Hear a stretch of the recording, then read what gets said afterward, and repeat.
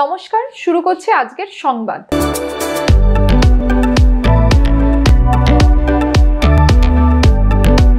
গত 22শে এপ্রিল কাশ্মীরের পেহেলগাঁওয়ে নিরীহ পর্যটকদের ওপর সন্ত্রাসবাদী হামলার প্রতিবাদে সামিল হলো ছাত্র সংগঠন এসএফআই। বামপন্থী এই ছাত্র সংগঠনের পক্ষ থেকে বর্ধমানের পার্কাস রোডে এক বিক্ষোভ মিছিলের আয়োজন করা হয়। মিছিল থেকে এই ঘটনার প্রতিবাদ জানিয়ে স্লোগান দেন ছাত্রছাত্রীরা। তারা দাবি জানান বিভিন্ন শিক্ষা প্রতিষ্ঠান, ক্যাম্পাস সহ সারা দেশ জুড়ে সাম্প্রদায়িক সম্প্রীতিকে সুরক্ষিত রাখতে হবে, আর তার জন্যই সন্ত্রাসবাদের বিরুদ্ধে আগামী 28 ও 29শে এপ্রিল জেলার বিভিন্ন শিক্ষা প্রতিষ্ঠান, ক্যাম্পাসে প্রতিবাদ কর্মসূচির ডাক দেওয়া হয়েছে এসএফআই এর পক্ষ থেকে।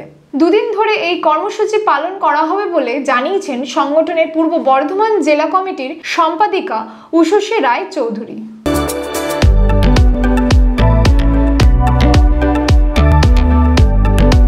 মা মন্দিরা দেবীর ইচ্ছে ছিল তার মৃত্যুর পর তারই জমানো অর্থে যেন গ্রামের কচি কাচাদের একদিন খাওয়ানো হয়।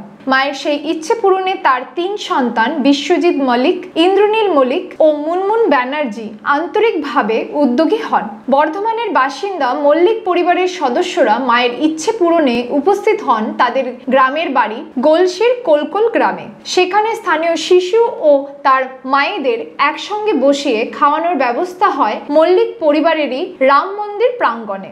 এমন প্রায় 450 জনকে বসিয়ে খাওয়ানোর আয়োজন করেন তারা। দাও, একটা একটা করে সবাইকে দাও, একটা একটা করে সবাইকে দাও, একটা দুটো যে জটা চাইবে দাও।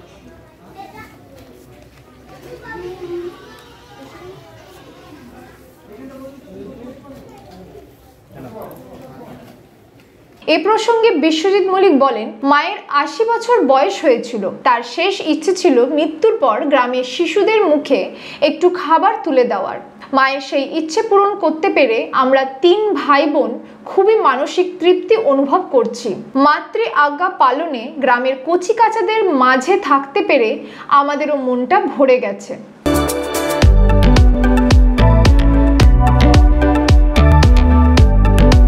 ভুয়ো ভোটারদের শনাক্তকরণের কাজ তৃণমূল কংগ্রেসের পক্ষ থেকে রাজ্য জুড়ে চলছে। এই কাজ পূর্ব বর্ধমান জেলার বর্ধমান শহরেও বিভিন্ন ওয়ার্ডে করা হচ্ছে। শহরের 29 নম্বর ওয়ার্ডের কাউন্সিলর সুশান্ত প্রামাণিক একটানা 50 দিনের বেশি সময় ধরে তার ওয়ার্ডে মানুষের বাড়ি বাড়ি পৌঁছে ভোটার তালিকা পর্যবেক্ষণের কাজ চালিয়ে যাচ্ছেন। এবার ওয়ার্ডের 115 নম্বর পার্টের বিভিন্ন ভোটারদের বাড়ি বাড়ি পৌঁছে তাদের সঙ্গে কথা বলছেন কাউন্সিলর এবং তৃণমূলের অন্যান্য নেতৃত্ব ও কর্মীবৃন্দ।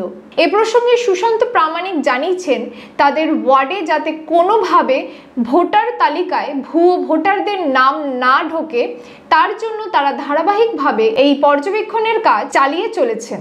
মুখ্যমন্ত্রী মমতা বন্দ্যোপাধ্যায়ের নির্দেশক্রমে এই কাজ ওয়ার্ড জুড়ে চলছে। তিনি বলেন, এই ওয়ার্ডে প্রকৃত ভোটাররা যাতে আগামী বিধানসভা নির্বাচনে নিজের ভোট নিজেরা দিতে পারেন সেই ব্যবস্থাই তারা কার্যকর করতে চান।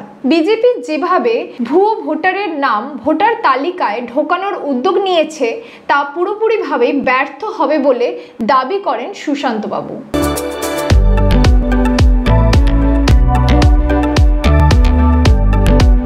আজকের সংবাদ এই পর্যন্ত। নমস্কার।